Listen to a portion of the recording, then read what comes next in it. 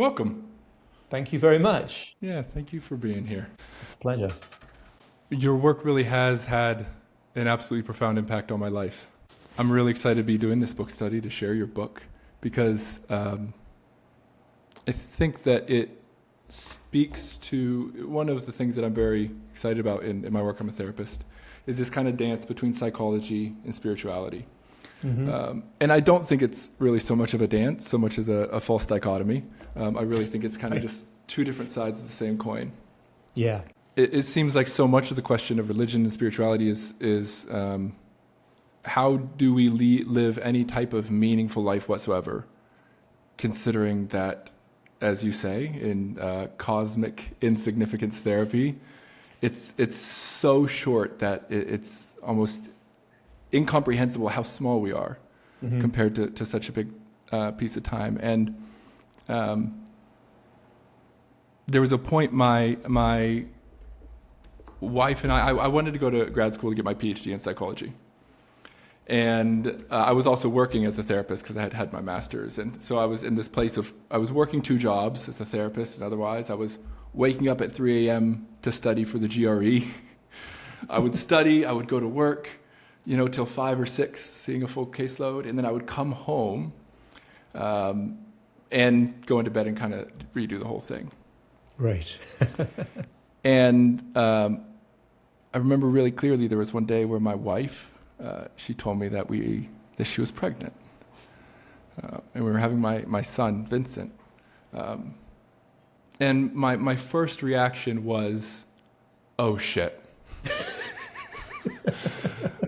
Not another thing I have to think about. Yes, exactly. And there was something that was so deeply unsettling about that for me. Somebody who kind of says, like, family is the most important thing in my life. Like, I really believe that value. And yet, here, my first, my first child's coming into the world, and I'm like, this is an inconvenience for me in my agenda. And it was shortly after that I came across your work on the Waking Up app. And I listened to your course on the Waking Up app at least 4 or 5 times, all the way through. And it was so liberating for me. These are ideas. The idea of mortality and the kind of existential bent is something that I've been very familiar with. But you spoke with you're so deeply knowledge about these just titans of philosophy and history, and you speak with such an eloquence, and it's also just so damn funny. And so I'm really, really grateful to welcome you here on this call for our limited amount of time that we have. And really, really excited to share your work with my followers in this book study that we're doing. So I wanted to start out in that long-winded way of, most of the time my ways are long-winded, to just say a very heartfelt thank you. Well, thank you very much. You're welcome. And I think it's such I think you're really speaking to the heart of one of the great questions of our time, which is, how do we keep up? Or maybe this is just the great question of my life. How do I keep up to provide? And also, how do I slow down to be actually able to attend to that which I'm even trying to provide for? Right. Yeah. So it's I just wanted to say a very, very heartfelt thank you and welcome. Oh, thank you so much. Yeah, and we'll talk in whatever direction you want to go, but I completely resonate with that idea of receiving the extraordinary good news that you're going to be a father, and thinking, oh my goodness, how am I going to fit that in? I think one of the things you learn pretty rapidly, or I did anyway, to some extent, in parenting, which sort of happened to me, I became a father after selling the book proposal for 4,000 weeks, but before doing most of the writing for 4,000 weeks. So I'm pleased to be able to report that the experience of parenthood has validated my theories rather than invalidated them. But I think that one of the things you learn pretty soon is that, like, there's something wrong with the whole idea that it's your job to fit all the things in, right? Rather than that rather than that the problem is you don't know how to fit them in. It's like this whole idea that our role here is to find space for all the things, and we go wrong right from the beginning. Yeah, and maybe you could too, for the people tuning in here off that, just kind of share the thesis of your book here, that paradox of limitations, as you call it. Yeah, I guess. I mean, a lot of this only sort of came into focus for me as I was writing the book, and to some extent even since then. But I think the thesis that I would summarize it now is that we're extraordinarily limited in both in the amount of time we have and the amount of control we have over that time. We tend to sort of fight against this situation. In fact, the fighting against the situation causes most of our problems, our time-related problems, and really sort of deeply accepting the limitations, almost kind of leaning into them, embracing them, is not only a path to greater peace of mind, but also actually to doing more of the things that matter. I hope that it's a sort of an empowering thesis, right? It's not embracing limitation because, hey, I might as well just resign myself to this truth. It's like, no, this is actually the portal to living a more vivid and vibrant and accomplished life, I think. Yeah, and I'm very interested in that experience. I think it's just catching up to me here because I'm still very excited to be here. But what you said about selling the book before having your son, and there was a line in there that about there was one of the later chapters. I forget exactly which chapter it is, but you were talking about this aspect of it can't all be about raising our children to be good adults, to have good children. It can't be this kind of endless process. And I'm also very interested in hearing about that. As a therapist, I am terribly familiar with being an absolute hypocrite. Yeah. And I share one thing, and I go home and I do another, and I try to be very sober about that fact and not to ignore it. And I think that you speak to that throughout the book as well, of your own wrestlings. So I'm curious of what sticks out to you when you think about that time of writing this book. Meanwhile, you're wrestling with being available to the just absolute availability that's needed from a child. The absolute carelessness that a child has for our routines or our time or how much sleep we want to have.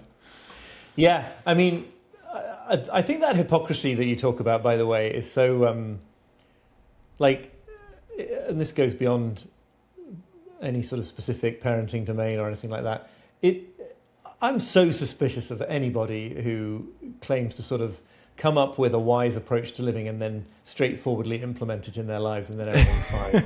Something is missing in those people's minds, I think. So I think on some level here, hypocrisy is the authentic path, or the path of really realistically showing up for who we are, which is constantly trying to do, contradicting ourselves. And if you want to spend your job, in my case, writing about how to live, there are going to be constantly contexts where you shouldn't be doing so much writing if you want it, whatever.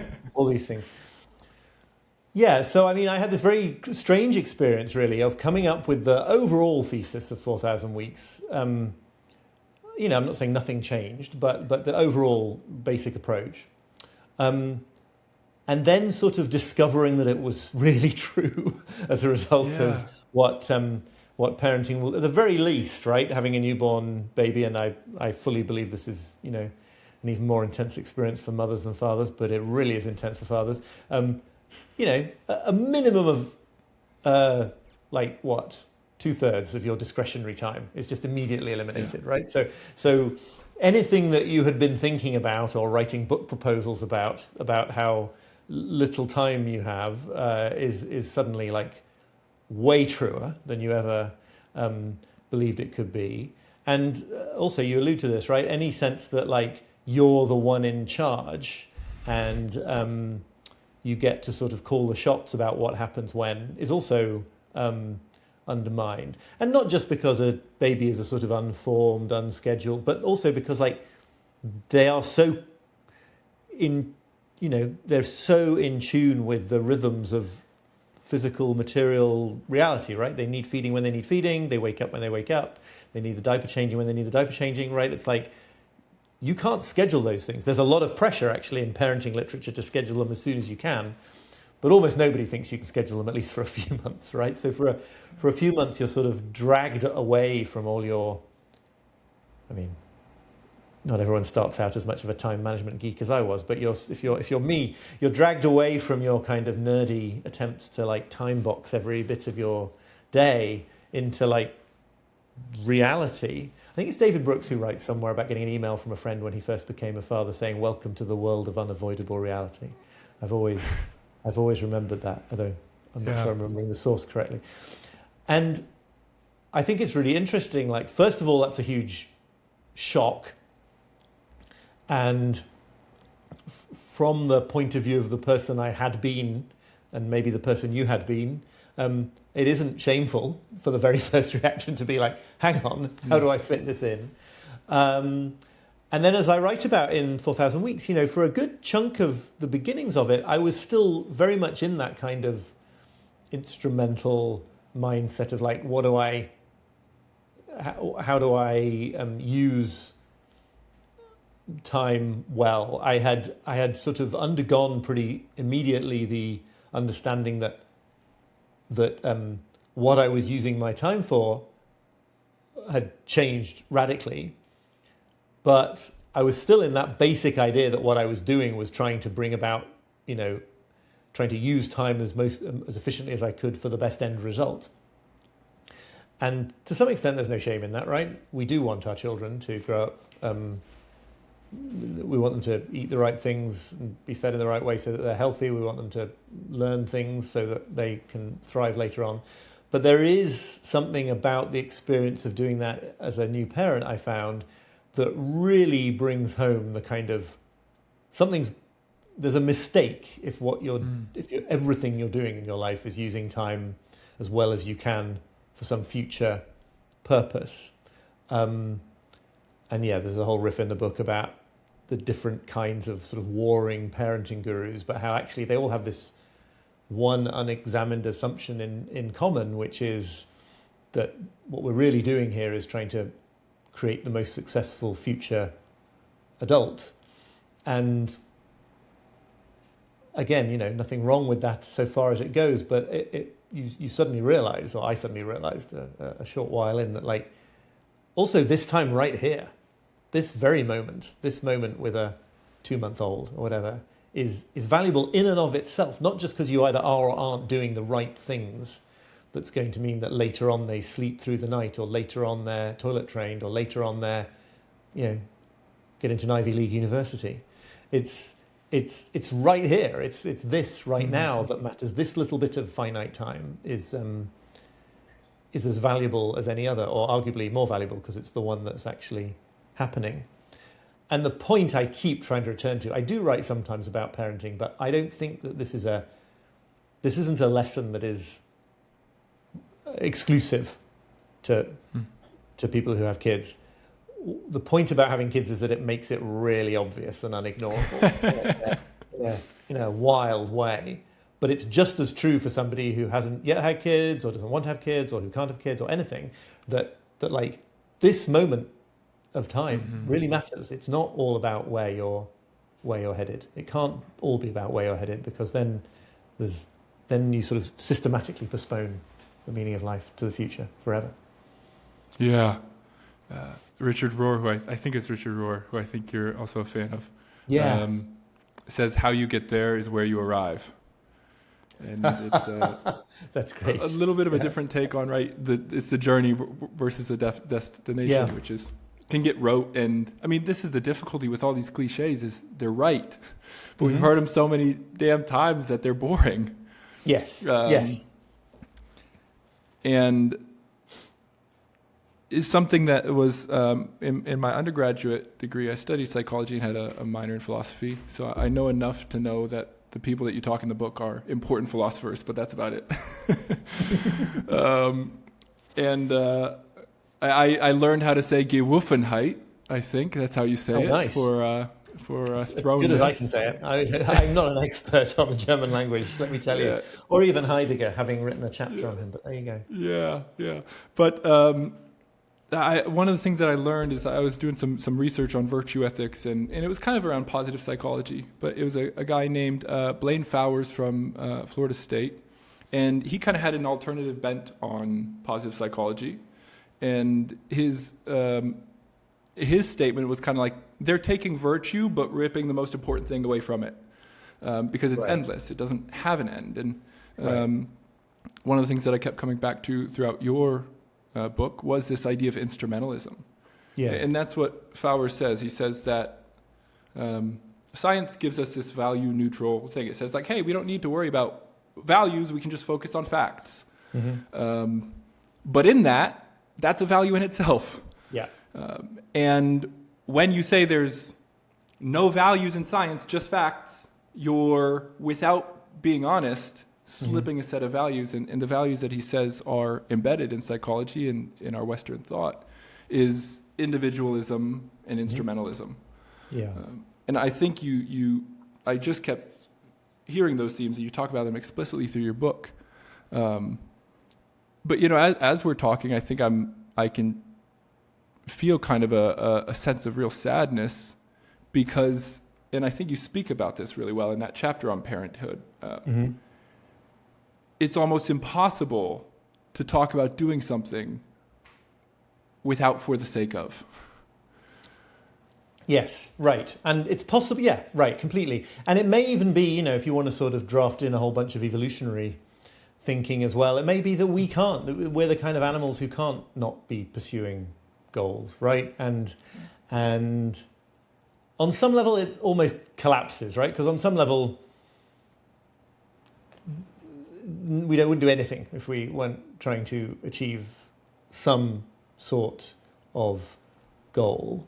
But it is possible to, it seems to me anyway, that it's possible to make space for, one of those goals being immersion in the experience itself. So, conversation like this, there are some sort of, there may be some professional goals for each of us in terms of communicating this message and building an audience. There may be some sort of more wholesome seeming goals that are nonetheless instrumental, like wanting to learn things from each other or something. But then there's also just like having a conversation. Interesting conversation is something that's worthwhile in the moment of doing it. Like it's a good way to spend a few minutes of your time on the planet. And so I don't think we're ever free of that, right? I don't think we can just be like, give up all goals forever and just plunge into the very moment. I don't know, maybe you can. Maybe a certain amount of meditation gets you there or something, but it's not been my experience. Yeah. Well, I think too that's there's been this kind of interesting idea that I've been playing with, which is it's so frequent and easy, especially with children, to kind of think about like, okay, my job is to raise them, and something that I've felt really moved by is how much I'm learning from my son. Yeah. And my daughter, she's 7 months old, right? Of how valuable a stick in the dirt is. Yeah. And it really, because then one of the things that you say is, right, that children are the ultimate experience of task-oriented individuals, where, they are in deep time. They are living according, infants especially. Yeah. And then one of the other things you say early on is, one of the biggest problems in our culture is we've inherited all these unconscious, unrealized beliefs about time and how we should use it that absolutely make everything worse. Yes, I mean, they also facilitate an enormous amount of modern civilization. So, but yes, the psychological experience of time is absolutely made worse. And one way of expressing that, I mean, it's not really in the book so much, but it's coming for me now, is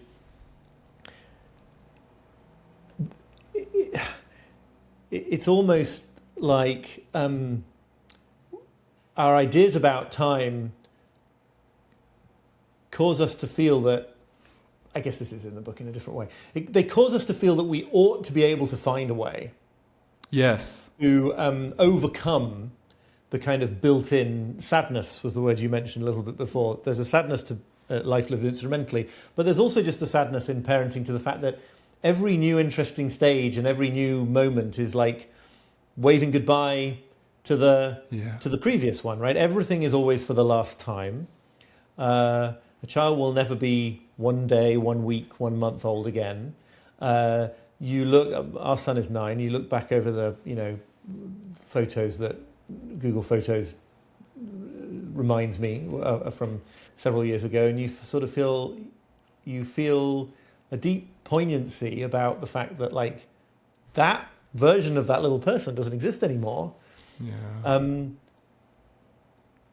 And yet there's something in our attitude to time as a culture that like we ought to be able to overcome that, right? We ought to be able to be extracting so much value from every moment that we never feel that kind of bittersweet feeling. And that's just not how being a finite human in time works.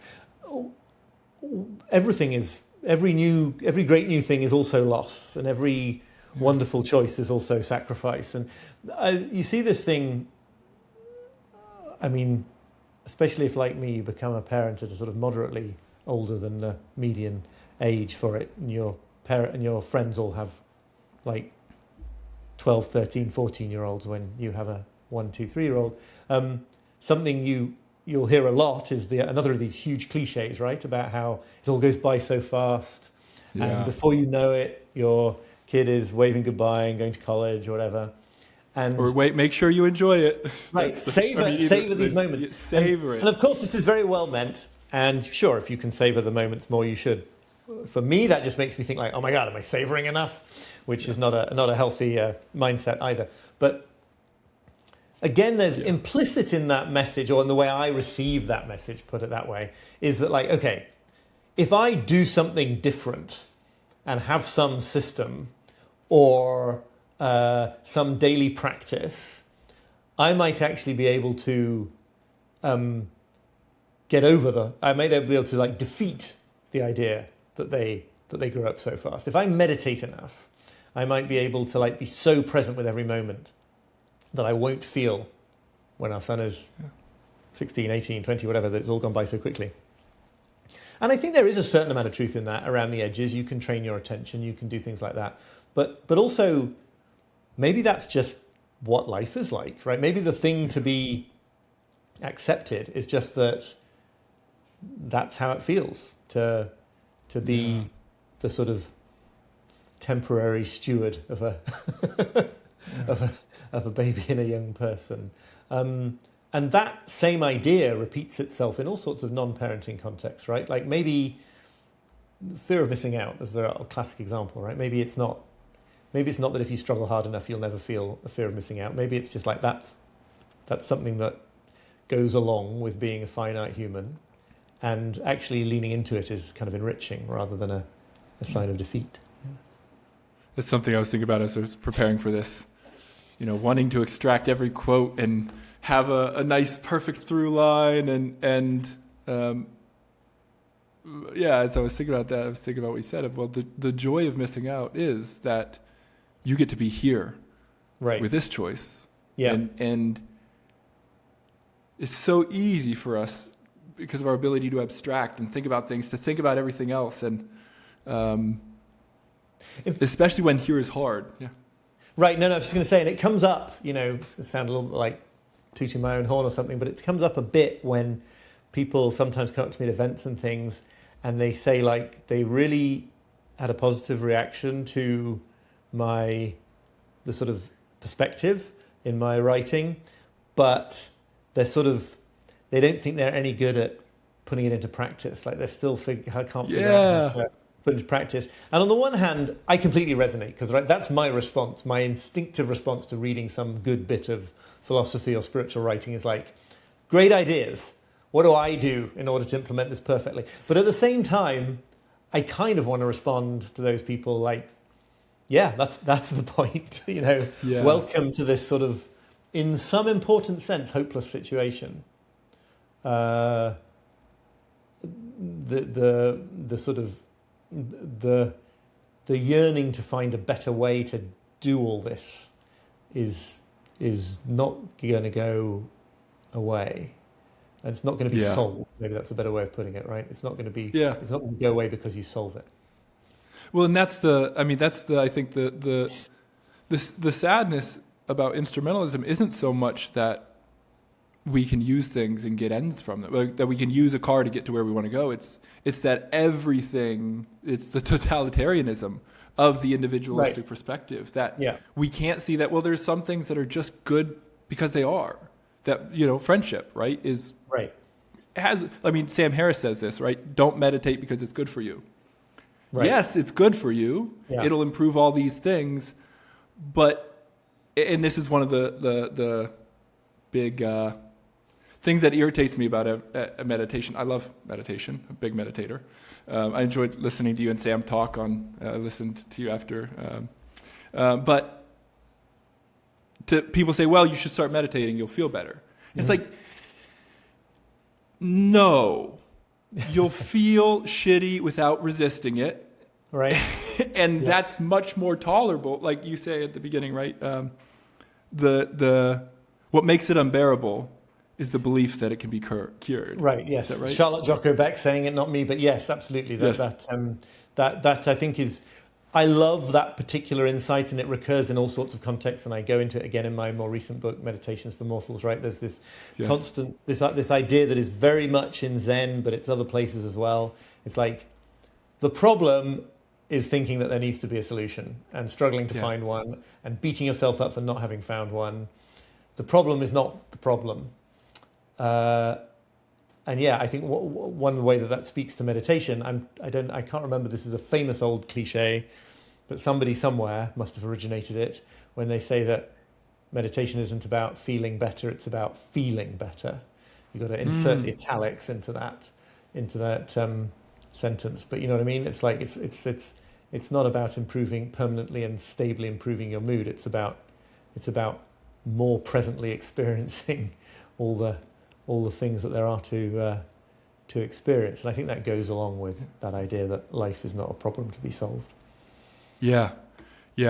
As I was reading, you have such every time you'd say the psychotherapist, every single time I was telling my wife about this, I was like, every single time I was like, ooh, maybe I'll know this person. And every time it was someone, these people, I was like, wow, yeah. And that probably says more about my need to read, but I'm just deep into the Jungians, basically, when it comes to psychotherapy. And if you happen not to be, then it won't be your field of reference, right? I don't know. Yeah.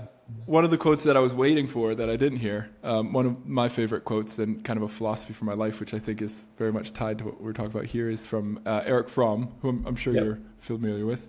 And it kept coming to me again throughout your book, that our task is not to feel secure, but rather to tolerate insecurity. Yeah. And every time, when I am in these places of overwhelm and stress and how am I going to do this or how am I going to do that, or and even, there's a great insight from the cognitive therapists, which is just like, humans make mistakes. You're a human. Like, it's a very, very simple, straightforward, logical understanding of like, oh my gosh, like this is, just as you said, this is just what it's like to be a human being. Right. These are the terms and conditions, which, as Heidegger says, you didn't get a chance to consent to or not to consent to. You just get thrown into these terms and conditions of being a human. And your only option is to die trying to resist them, or actually step away from the game and take life on its terms. Right, and flourish within them. Yeah. No, I think that's really true, and it does get some people's backs up, right? I mean, there's a I don't come across it very often, but there is a critique I occasionally run into that along the lines of, all these ideas we're talking about are just sort of are a way for like unambitious people or low achievers or unsuccessful people to make themselves feel better about their situation. I think these days there's enough skepticism about Silicon Valley and sort of tech bro supermen that this is probably fading as an idea. But there is this sort of worry that a lot of people have that this is somehow incompatible with ambition. That if you have to be in a state of constant denial of limitation in order to kind of achieve what was previously thought to be impossible. And I sort of take this, I think it's wrong, this criticism, or a misunderstanding, or I haven't written it clearly enough or something, but I take it personally because I really do actually think that a big part of what I'm doing for myself in this writing is trying to bring all this kind of spiritual thinking and living and a sort of non-anxious way of being in the world, but trying to incorporate it into a personality, namely mine, that actually is quite ambitious and does want to do a bunch of things and create a bunch of stuff and hopefully make some money and all the rest of it. So I've actually been quite sort of I'm quite insistent on the idea that I think that this kind of embrace of limitation is how to accomplish at least the most meaningful things of which you might be capable, and absolutely not a kind of a flinching away from that focus. I love that, and I think I completely agree with you. And to me, when I hear that, my immediate question is, what are you afraid of? You're so afraid that you might not produce something, right? That you're not willing to consider that mentality is anti-creative. Right. And I mean, and it's that sort of, it's the insecure overachiever, right, is the phrase. Yeah.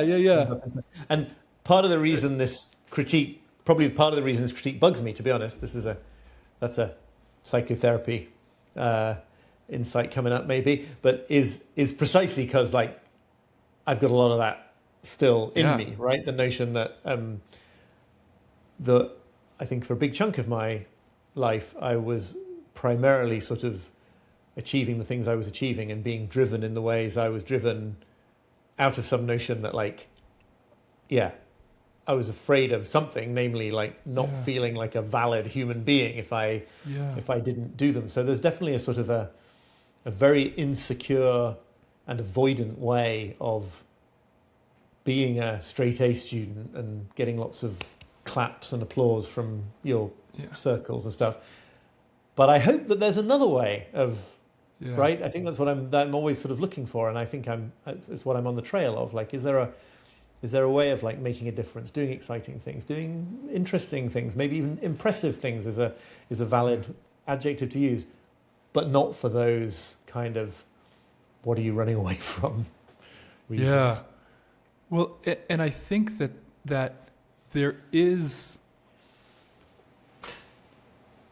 I think this really does tie to instrumentalism. Because if I'm only good because of what I produce, then I have no value if I'm not producing great things. And how could I create anything? The truly beautiful things are the things that just come out of, there's I listened to, why can't I think of the producer? Great producer, he's produced everybody. Rick Rubin. Okay, yeah. And he kind of talked about, he said, I think humans were kind of like just like antennas for ideas. This is a very Jungian thought, I think. That, we're kind of receptacles and ideas come to you. And if an idea is coming to you, you better put it out there, because if you don't, next week you're going to see it somewhere. And you're going to say, actually, that was a good idea. Yeah. But if we have to perform, I don't know how we can be creative if we're not letting go of the performance. And what I do find, and are you familiar at all with internal family systems theory? A little bit, and I am a little bit more familiar with some other approaches to that whole kind of parts approach. So yeah, I know what you're talking about. Yeah. Yeah. I mean, what I find is that there is this little boy in me, right? I'm sure he's probably pretty close here right now, who, wants so desperately to prove himself. Mm. Wants so desperately to not feel small and shameful and scared that, he wants to come here and puff up and say, Oliver, look how much I read your book and I love it, and see me as smart and as intelligent, and please say that I belong here, Yeah. I'm not a fraud, I promise, Yeah. even though, and Yeah. and when I can actually connect with him, right, and kind of connect with my parts, and when he doesn't have to prove himself, Mm-hmm. all of a sudden, I'm just bursting with ideas and Right. creativity. And so, Right. and I think this is something that you get at really well in, I really enjoyed the way that you spoke about it and felt moved by it in the efficiency trap. Mm-hmm. This sense of I need to justify my space on the planet. Right.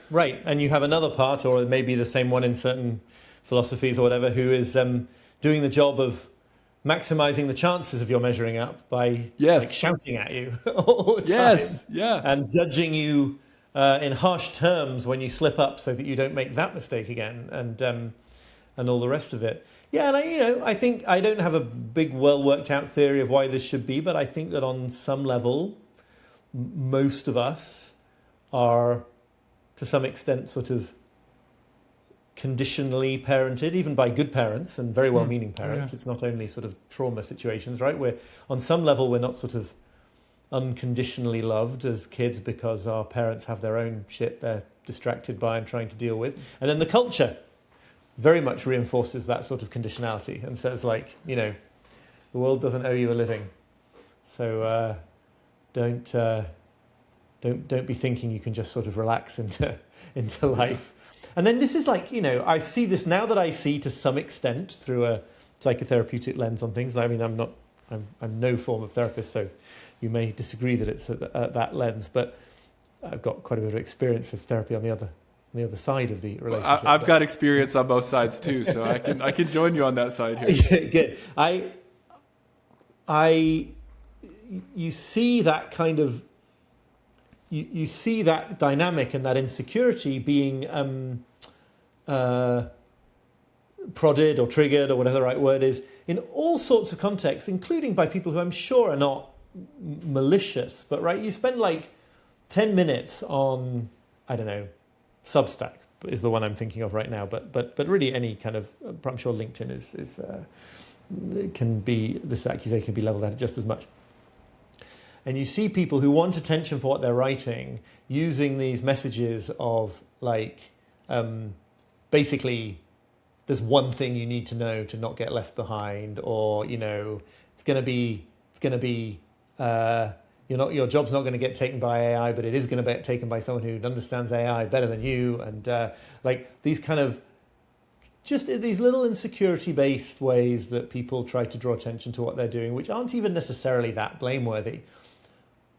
But you just know that they're going deep into the sort of buried feelings that everyone has, or so many people have, that they've got to do more and got to somehow dominate their time, their unfolding lives, in order to get to feel okay about themselves. And I take it as some sort of testament to my own psychological development or growth now, that I'm just not going to read a person's Substack post that begins by telling me that if I don't read this, I'm going to get left behind. I'm just screw you. I have no interest in that, right? I'm not playing that game anymore. Yeah. I'm sure I still do in all sorts of other domains of life, but when it's that explicit, I'm just oh, I see what's going on here. And it doesn't have to be that way. Yeah. It's been a very interesting thing for me. So I started my Instagram in May, and my mentality starting it was really, I'm gonna do this. My hope is to be kind of good at this in 5 years. Mm-hmm. And so I'm just going to kind of post away every day until, and hopefully somewhere down the line I'll have it when I need it. And it kind of blew up pretty quickly. Mm-hmm. And it's such a I love everything you're saying. And at the same time, I'm also feeling myself on that other side as the hypocrite, right? The one that's like, oh, but how provocative can I be without being, a Pharisee that says, no, this is really the thing that you need. How can it's and something that I've come to realize very recently, because of course I was like, oh, I don't need to put my worth in success, which was fine until I started feeling some of it. And then I was like, oh, but... Right. Yeah. But maybe I can. Yeah. And please. No, I was going to say, I mean, maybe this is exactly what we would tell ourselves in such a situation, but I don't think that's I don't think that's a problem. There's this paradox is built in, right? It's like acceptance includes the acceptance of non-acceptance, and so, yes, it isn't the case that getting a little sniff of success and then getting ambitious about like that too is there to be accepted. There is a shift. There's a possibility. I don't do it all the time, but there's a very important shift, which is not like abandoning the desire for worldly success or abandoning anything. There's a shift which is the shift into seeing the whole thing as quite funny, really, or a little bit not serious. And that, I think, is like, as I say, I don't manage that every day of my life, but like, I think there's something very important about being able to laugh at yourself in the right way, not in a demeaning way, but in a sort of belly laugh kind of way. And then you can carry on pursuing all these slightly ridiculous worldly goals, right? Because that's a fun thing to do with your life. Yeah, this is a theme that I kind of like to call it, for me, at least what I found, because it's so important for me as a psychotherapist, is to be non-defensive. Right. When people say like, hey, this isn't working for me, instead of like getting out my theory and banging them over the head and being like, well, that's because you're not trying hard enough, right? To actually say like, oh, maybe I'm part of the problem here. Tell me more. But I'm really interested in this, by the way, because it's like, you tell me, I'd like to know more. Like, many therapists, I think, would say that, if a person is feeling hostile towards the therapy or finding you really annoying or something, that this is like super important and important information. It tells you something. Definitely the sort of the therapeutic bond requires you to try to be as accepting of that as anything else. But like, man, that can't be super easy. No, on your side of things. Well, so long as I'm living from an instrumental perspective, it's not. But there's days when it's really easy, and there's days when it's really hard. And just like there's days where it's... One of the things that I kind of thought about as reading your book was I think a pretty good litmus test for how much we've accepted our limitations is, how would you feel if you died right now? Mm-hmm. And there was a couple of weeks ago where I was feeling, for whatever reason, like, I was in a groove and whatever, and I was kind of like, if I died today, certainly I would be sad, but it would be okay. Right. It would be a tragedy for so many people, but I wasn't afraid of my death. Right. And there's days where I'm like, pulling my hair out. I haven't done the things yet. Yeah. Right. And so I guess I don't know how to say it other than to say it. There's a way that I can live in which I can really live in a way that is, there's nothing here to defend. Mm-hmm. And when I have nothing to defend, and my clients are mad at me or frustrated with me, and I can really say like, hey, tell me about it. How did I screw up?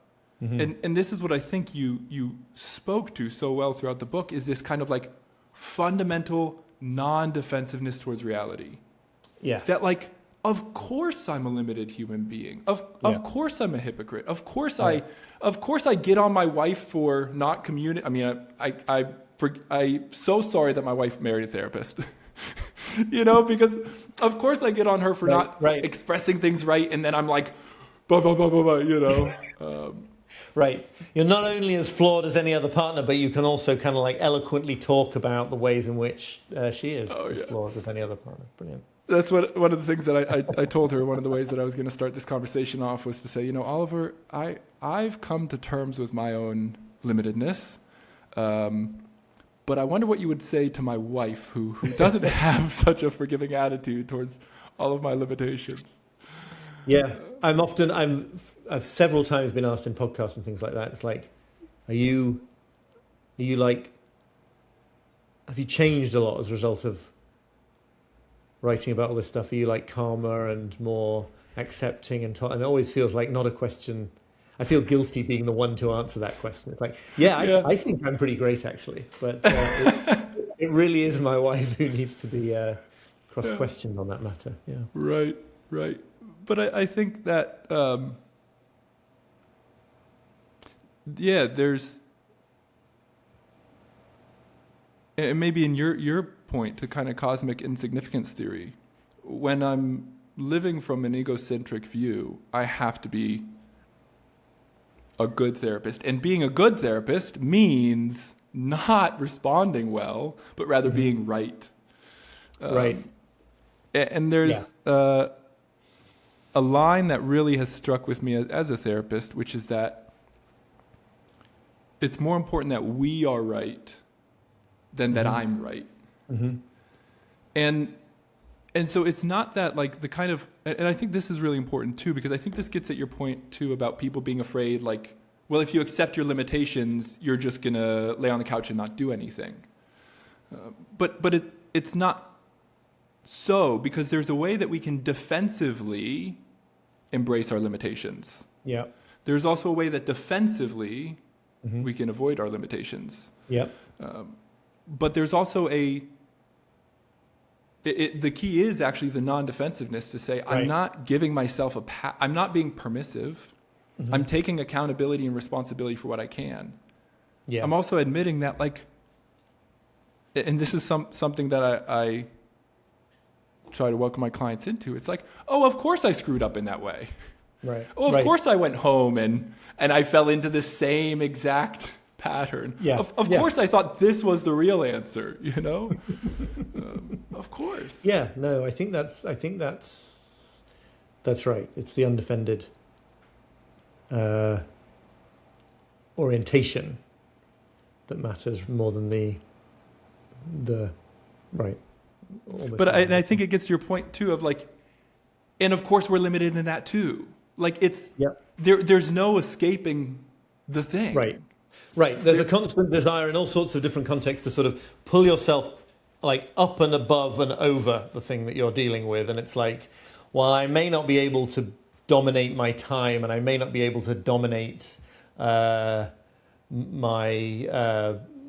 work or something, but at least I can dominate like being accepting of my limitations. Yeah. It's like, no, not that either, unfortunately. Yeah. Well, and this is one of the things that I learned in my practice of meditation and about acceptance is that acceptance isn't something that you can do. It's something, and you kind of step back from it. It's about doing less. It's about not doing so much. And acceptance begins when I say, I'm really resistant. Right. Accepting our limitations goes, I don't want to be, I'm limited in even as much limitation as I can accept. Right. Because it's, and this is, I guess, a therapy idea too, or a Jungian therapy, I don't know. But it's one way of putting all of this is that like the point is not to change, except the one change of becoming conscious of how things already are, right? So I feel like time and again when I'm sort of talking and writing at the level of methods and techniques, which I do to some extent because I'm into them as much as anything else, but these are not methods or techniques for sort of, they're best understood as methods for seeing more clearly that which is already the case about your limitations, about your imperfections, and then finding that very act of seeing and becoming more conscious then somehow frees you up to like take an action or do something differently. The doing something differently sort of follows naturally. The difficult part is the sort of seeing what it is that you're currently doing, I think. Yeah. And I think that speaks to your point too, is like when we stop having to justify ourselves and do all these things, we actually do have ambition. Like ambition's not something, I actually don't think ambition is something that you have to really develop. I think it's something whose counterpart or whose counterfeit might be able to be developed. Right. But I really do think that ambition is something that actually becomes true ambition, released. Right. Right. I was going to say, it makes, and it makes a nonsense of that worry that if you don't shout at yourself all day long and try to maximize your time through the optimization techniques, so that you'll just sit on the couch and do nothing. Yeah. Because, like, there may be some people who would do very little if they weren't yelling at themselves to do it, and like that would be okay. Then they would be in that situation. Yeah. But the very fact that you're worried about that speaks to some sense that actually, if you were to trust yourself a bit more, you would find that that wasn't the case. And so again and again, I keep returning in both in what I'm writing and in what I'm trying to practice to this idea of like, what if you make a little bit more room in your day for the question of what you feel like doing, what you want to do, what would bring you pleasure to do? It's very easy to think, well, then I'd just be a layabout. Various forces in the culture also encourage us to think, well, what a terribly privileged way to act. Like, lots of people can't afford to ask that question, so how dare you? And yet, it's at least possible that you might find that the more you trusted yourself and the more you trusted to do what you wanted to do, that actually you're the kind of person who does want to meet your commitments and pay your bills and help your neighbors, right? It's like, you don't need to work on the assumption that you're a terrible person before you've given yourself a chance to see who you really are. Yeah. Yeah. I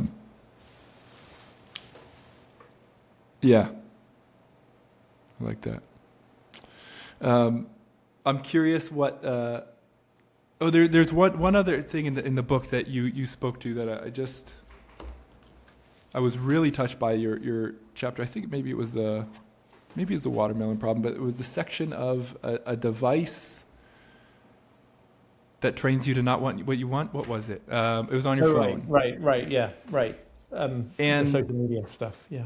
Yeah. And one of the things that I thought, maybe, to say this point one more time, that I've so deeply appreciated and resonated with was when, you were talking about being on the beach and how like that twitch to use your phone, but then you were talking about being with your child, your son, and then having that thought of like, okay, well, how could I talk about this in a tweet to, get a lot of attention? And I think that's one of the really, I saw this quote the other day, I don't know who it was from, but the quote was something like, perhaps people know far too much about us and at the same time not enough. And I really loved reading that section because I could just feel myself how in this process of kind of sharing things on social media, how that agendaed instrumental perspective of kind of like, how can I mine this experience to give me more dopamine from the social reward of people's responses to it.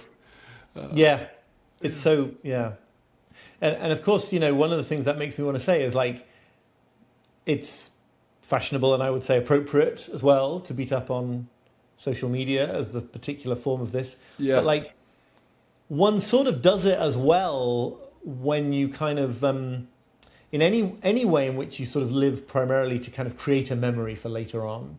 And in the more recent book I wrote about this experience of living where we live now in the North York Moors in northern England, absolutely beautiful landscape that I love, and having the experience one morning of looking out over a snowbound landscape with the pink sunrise and drinking coffee and just like, wow, this is like in this particular aspect to do with like physical situation, I've like achieved an ambition here. And still managing to make myself stressed out about it because I was like, okay, am I getting enough value out of this experience? Like, am I really enjoying it? And what am I doing to make sure that I get to do this, like, forever after? Which, by the way, it won't be happening forever after, because nothing does. And so that thing we do, as the Buddhists are very eloquent on, I think, not only making ourselves miserable for not having what we want or for having what we don't want, but for having what we wanted and trying to sort of get some maximal added value out of it. Whether that is, for a lot of people these days, that would be like, and even for me, I'm like, oh, this would get a lot of likes if I posted it. But even without that, it's still like, if you're storing it up for some other reason, you're not quite living it as fully as you might. Yeah.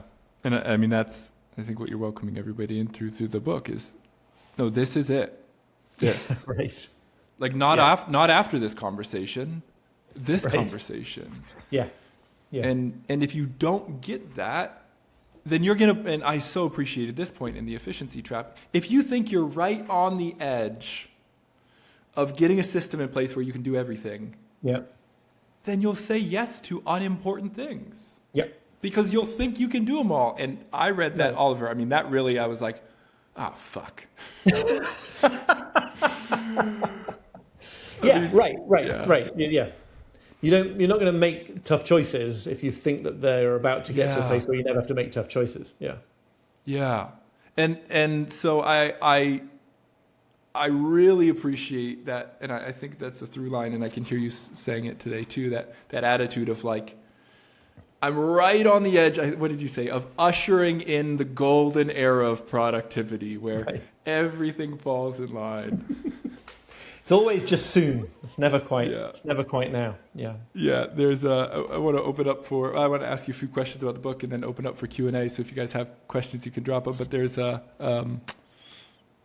scene in Fantastic Mr. Fox that I always like to reference where he sees the trap that's set in front of him. And he knows it's a trap. He sees it's a trap. And that's how I feel every time. I'm like, well, maybe this will make me happy. Maybe this skill, maybe this thing. If this falls in place, I think you speak to really how endless that cycle, that hedonic treadmill is.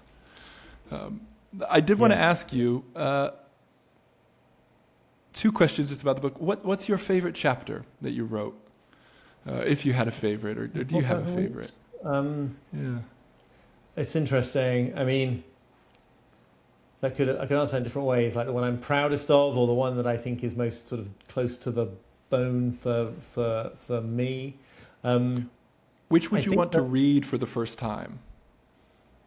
I think probably the first chapter, not the introduction, but the first chapter, The Limit Embracing Life, where I sort of very effortfully and over far too long a time finally sort of brought into focus what I think I was trying to say, and the sort of historical perspective on how this on how this attitude we have towards time came about.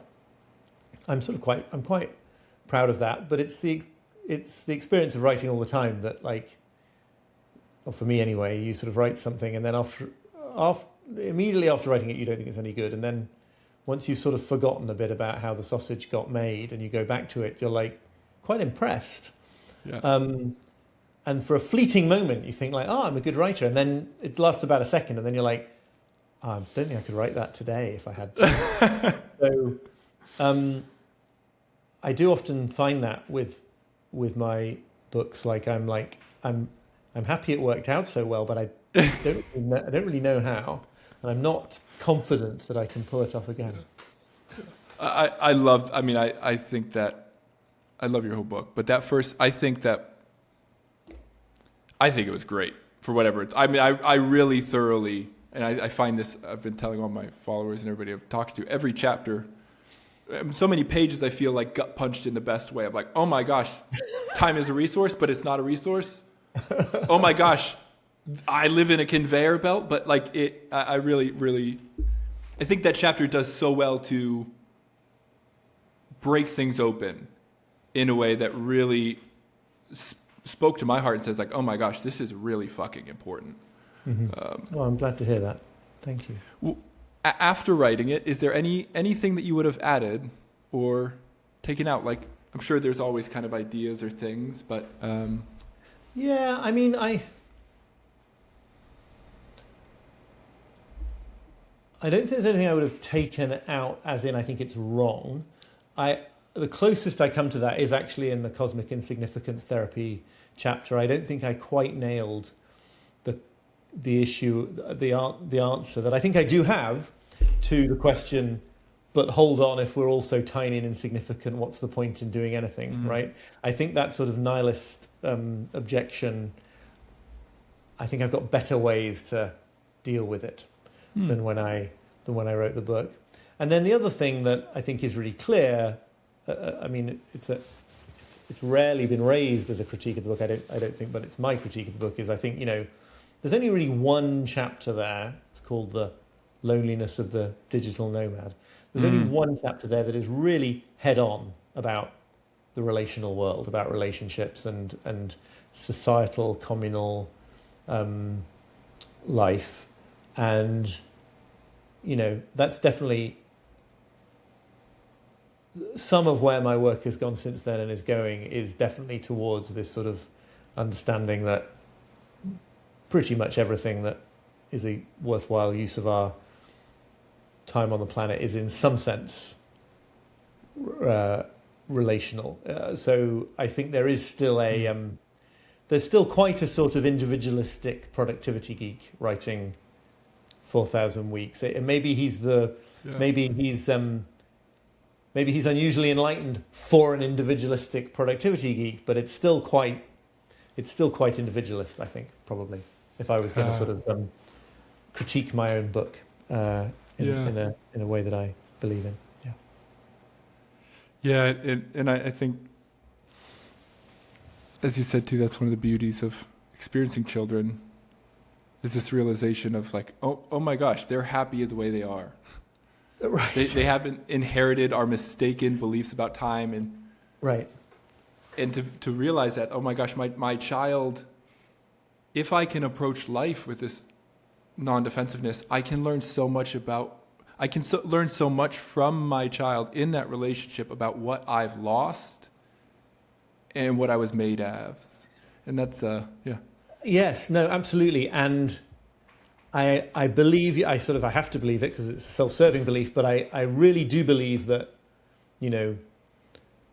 working through this stuff for myself and therapy and I think the work that any good therapist is doing with people who are or may become parents is like you're preventing it all just being completely unconsciously dumped onto the next generation. And sometimes, I don't know how good a parent I am. I'm constantly questioning myself on this matter, but just occasionally things happen. My son seems deeply unbothered by something that would always have got me really kind of talked up at his age or something. And it's one of the best moments of parenting. I'm like, it's actually possible we might be raising a securely attached child here. Like this is not completely beyond the bounds of possibility. And then I'm like, okay, all right. Yeah. Well, I'll have you know that I saw a headline on it wasn't on Substack. It was on Instagram. A headline of somebody who said secure attachment doesn't exist. So. Okay. Securer than what came before it. Put it that way. Yeah.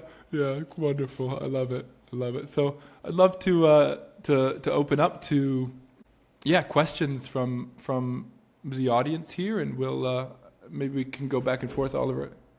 Oh, somebody said that their second copy has just been delivered. Brilliant. I say buy as many copies of my book as many copies as possible. You can, yeah. If you buy like 100, then you may actually discover the secret of complete mastery of your time. You're right on the edge. Just 100 book copies and you'll be there. Yes. Questions? Anything you're working on now, Giant Mick? I'm trying to work on a book about what I'm calling aliveness. I mean, I didn't come up with this term, but I'm trying to I'm trying to investigate this sense that I feel like I pick up on from lots of people in lots of places, that aliveness is the name for the thing that seems to be missing from many people's experience in modern culture, that it's a good way of thinking about meaning in life, not some sort of high-flown principle of what the meaning of life is, but rather a sort of an alive experience of life. There's a lot of interesting research being done at the moment now about the role of this strange, slippery concept of aliveness in meaningful lives, and what goes wrong when it feels like it's seeped out of our lives. So anyway, that's an answer to that question. Not a very eloquent one at this point. I'm still working it out. Yeah. Oliver, I'd love to. I hope to read the book from you when the enlightened instrumentalist has his. I just was really moved by what you said of that recognition of.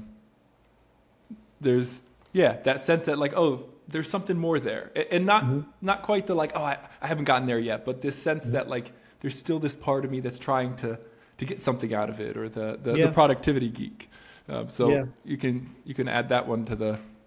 Yeah, and I don't know, maybe some part of that is essential for getting anything done, right? It's complicated or contradictory or whatever. Yeah. I have a question here too for you. Somebody said, I like the part about dating.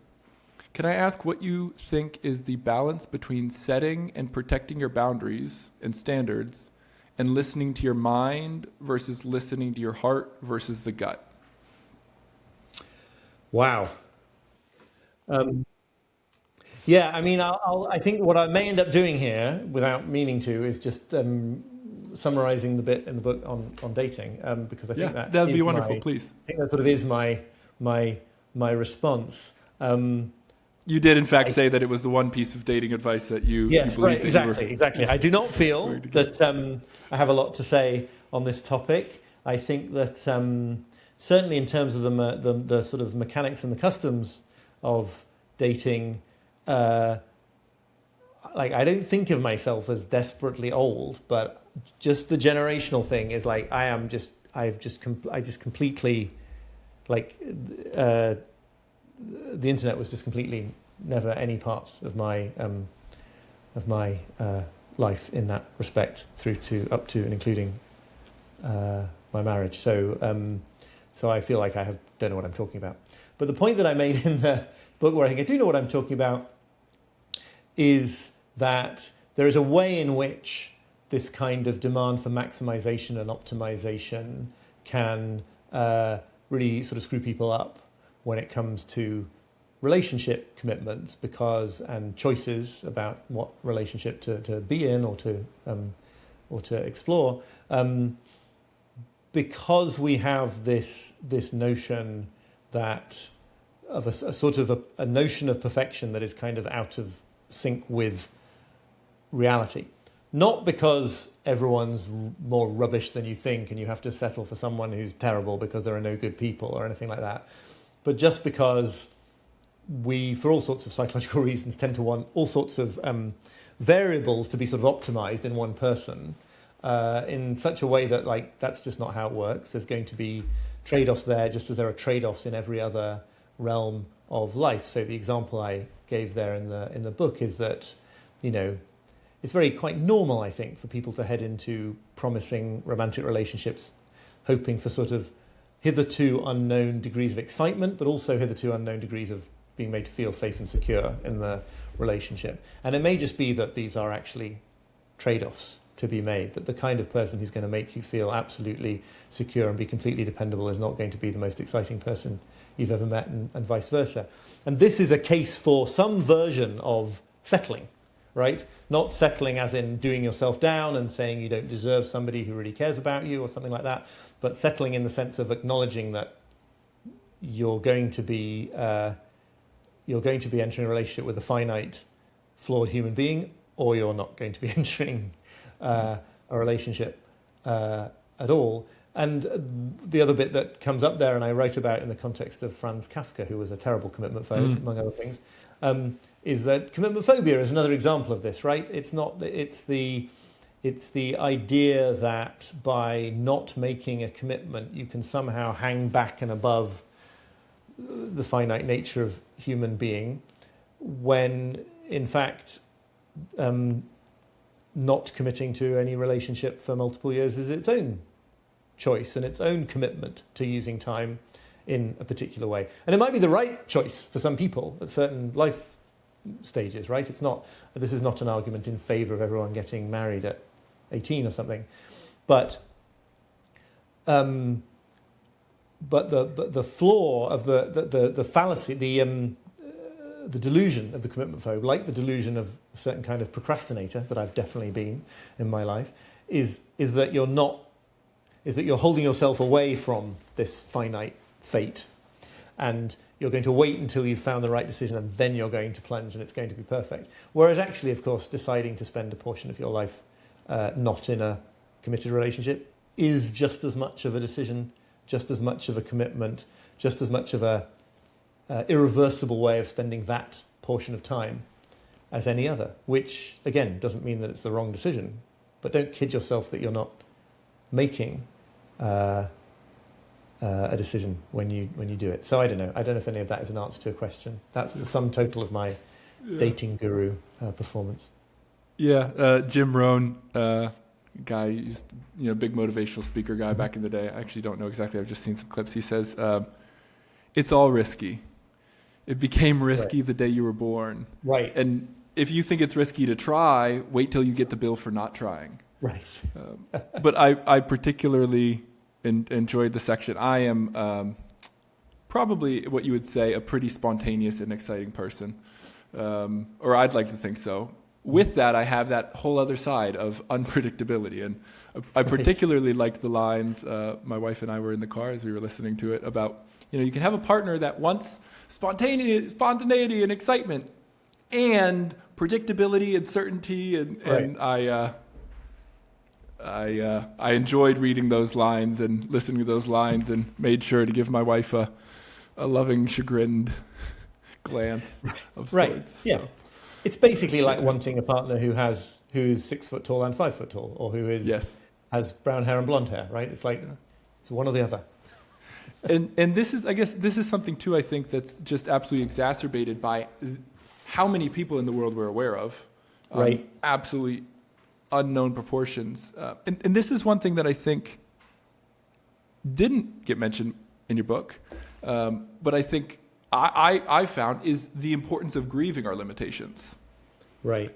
That there's an immense amount of freedom. I don't think it's always, oh my gosh, I'm limited, that freedom that you had on the park bench, right? I think that kind of moment of enlightenment and that weight taking off is often what can happen. But what I've found, and I actually got this advice from my therapist, because once I got married, when I first got married, I started having all of these thoughts about cheating on my wife that I had never had before. But now all of a sudden that I was in a committed relationship, I was like, oh my gosh. What? And I was scared. I was very frightened. And it was twofold. Part of it was just realizing, and I think it was another psychotherapist, that that claustrophobia of being a human. Bruce Tift. Absolutely. That I had made a choice. And then I think another part of it, what my therapist said to me, was, hey, there might be parts of you that actually have to grieve the fact that you've said no to all these rendezvous and and so you actually have to grieve. And I was, coming from a very, very kind of traditional conservative Catholic background, it's like, I can't grieve the fact that I can't, sleep with a bunch of other women. That's like, and I was able to soften to it and realize oh, yeah, that's what this is. Yeah. Right. No, and it's like, if you want to put it in terms that will less trigger the traditional Catholic in you, right? It's just grieving the absolute fact that you can only choose one path down through the river delta, right? Each time it forks, you choose one and one and one. I think that point about grieving is really well made. I think that, I think some aspects of that sort of bittersweet poignancy come in at certain points in what I've written, but I think, the park bench I won't go into this in detail. If you happen to be familiar with the book, you'll know what I'm talking You about. can. Like You would be welcome if you. that sort of park bench epiphany that feels so liberating. That's like an intellectual, a fundamentally intellectual insight. That's like, oh, I can see that I'm trying to do something impossible, and I can see the letting go of doing that impossible thing will be a liberation for me. And in the moment, you get a little bit of a physiological kind of, I can exhale at last.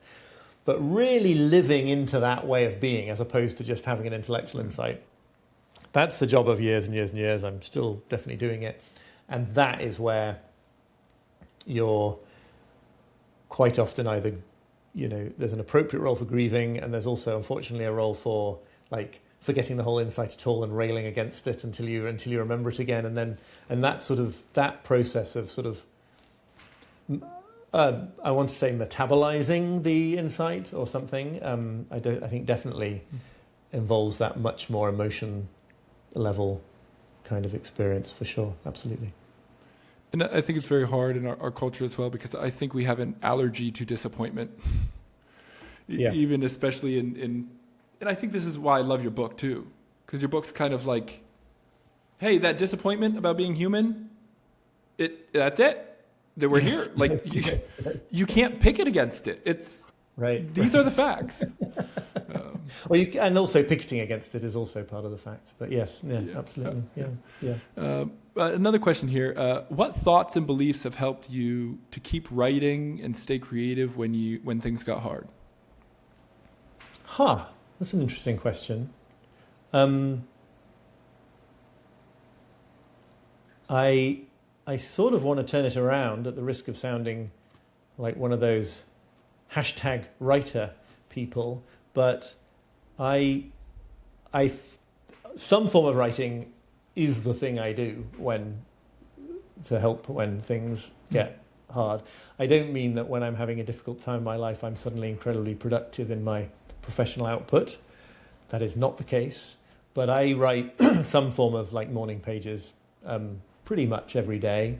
I do a lot of sort of free writing on the laptop now as well, just sort of, set a timer for 10 minutes and type without stopping. And that is the place that I sort of, am I using this word metabolize correctly? I don't know, but that is where I sort of work through and process difficult stuff that is happening. So I guess if you want to put that as a belief that keeps me writing, it's the belief that this is very therapeutic for me, and that a day when I manage to spend 40 minutes scribbling in my notebook first thing will be a better day for me and for anybody who crosses my path than if I don't. So, it's a pretty tight feedback loop. It's not like I need to write now and then maybe in a few years' time I'll reap the benefits. It's like I'm a saner person in about 2 hours later if I can do that.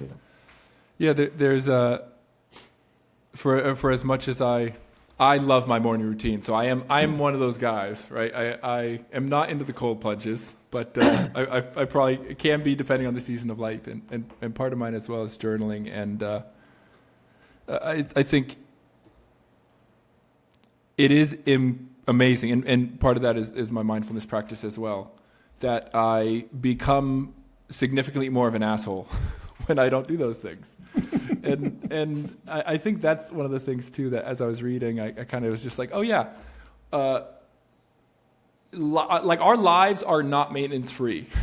Right. Like being well, being happy, being creative, they're not maintenance free. And I think you spoke to this in the task orientation, that there's things that we really do need to do. It doesn't have to be, like you're not born for the morning routine. The morning routine is for you. Right. But whether it's a morning routine or an evening routine or what you would do at lunch, there's things that we need to be doing, and not need, but also maybe need. Like I need to water the grass. Now, will the grass survive? Yeah, but it's going to be a lot more green when I water it. You don't need to do morning pages at 6:15 every single day in a specific notebook or anything like that. But you need to attend to that to that side of things. Absolutely. Yeah. Wonderful. One other question about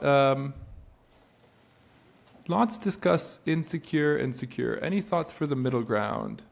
The area where you are now aware and want to change, but still scared and reluctant. The middle ground for behavior and thought patterns, not just attachment theory, but deep change in any area driven by fear as an origin.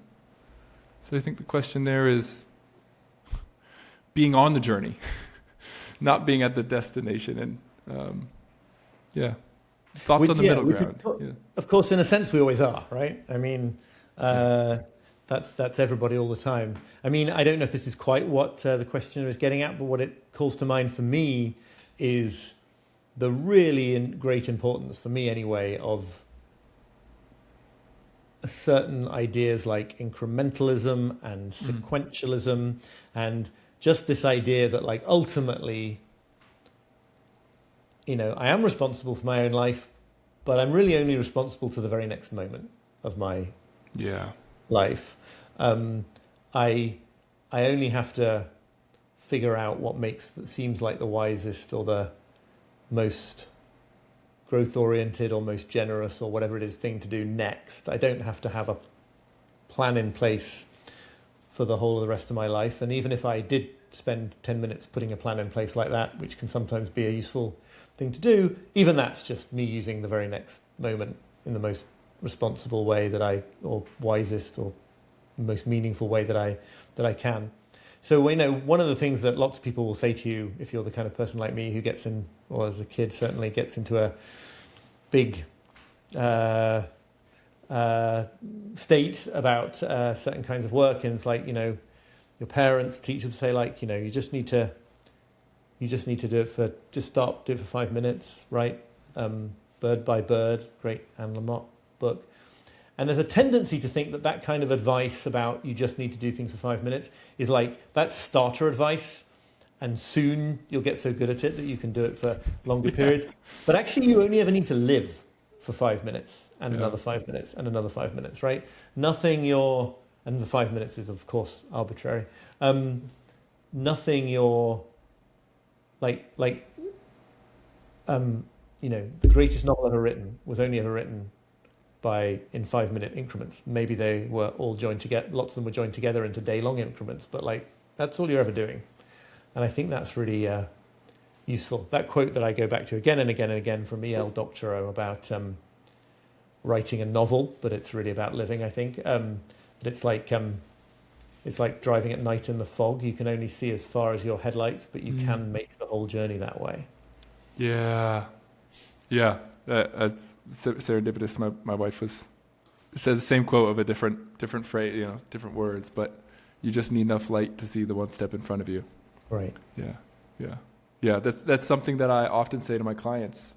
It's the most common thing that I say at the end of sessions, because it's very easy to believe that, like, okay, it's time to wrap this session up in a bow. Right. And then put it fully into practice forever. Yeah, right, exactly. Yeah. And oftentimes I just say, like, okay, that's it. We're just going to take it one step at a time. And we keep walking, because that's really all we can do. So thank you, Oliver. I wonder, too, if you could just give yourself a shameless plug. Perhaps maybe the most uncomfortable thing I'll have you do here is give yourself a shameless plug for Meditations from Bortles. Yeah, that's my most recent book. The subtitle, well, it varies in different places, but the subtitle is basically 4 weeks to embrace your limitations and make time for what counts. It's intended to be a sort of a 4-week program, I guess, in the kind of philosophy we've been talking about here, along with 4,000 Weeks. That's available wherever you buy books, and the audiobooks are read by me. It's great listening to your voice reading them, by the way. I really enjoyed it. And then when I was rereading it again, I was like, oh, I'm now reading it in Oliver's voice. It's quite fun. So thank you all for being here. Thank you, Oliver. Thank you, and everyone. Please go ahead. No, I was going to say thank you, everyone. I barely understand the mechanics of Instagram Live, but I hope seeing half of each of our faces on your phone was beneficial. We are limited, aren't we? But thank you all for being here, and thank you, Oliver. And if you'd like to join the book study, you can comment book study on this video, or you can go to my Instagram page, and we will continue on one moment at a time.